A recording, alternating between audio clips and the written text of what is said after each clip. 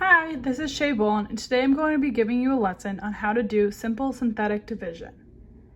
Synthetic division is a shorthand method of polynomial division in the special case of dividing by a linear factor. Here is an example of a polynomial function division problem. When doing synthetic division, you are going to want to look at the coefficients in the problem. For this question, the coefficients are 1, 0, -28, and 48. You always have to remember to put that 0 placeholder in if you are missing an x value. So for example, since this question goes x cubed minus 28x, we are missing the x squared value. That is where the 0 comes into place. What you are going to need to do next is figure out what to put in the box. To do that, you need to look at the binomial and solve for x.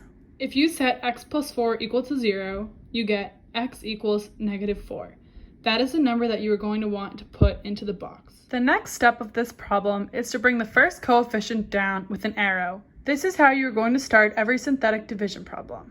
What you are going to do next is multiply that value by the value in the box. So for this problem, -4 times 1 is -4. You then place that new value underneath the next value in the row. And then you are going to add those two values together. Once you add those, you are going to multiply that new number again by the number in the box. You then are going to repeat the same step. -4 times -4 gets you 16. -28 plus 16 gets you -12.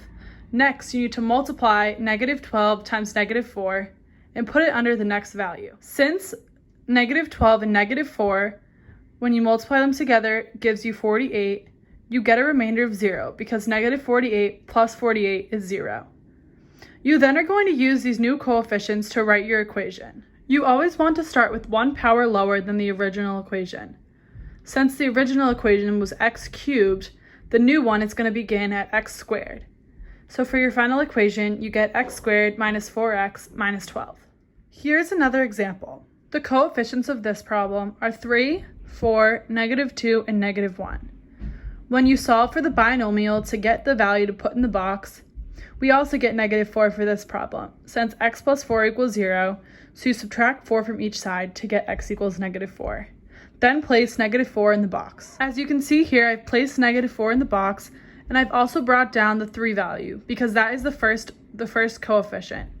Next, you need to multiply those two values together, so -4 times 3 gets you -12. Once you multiply -4 and 3 together, you get -12. Next, you need to add 4 plus -12 together to get -8. Then you have to multiply -8 times -4 and put it underneath the -2. If you continue on the steps, you can see that -8 times -4 gets you 32. -2 plus 32 gets you 30. If you multiply 30 times -4, you're going to get -120.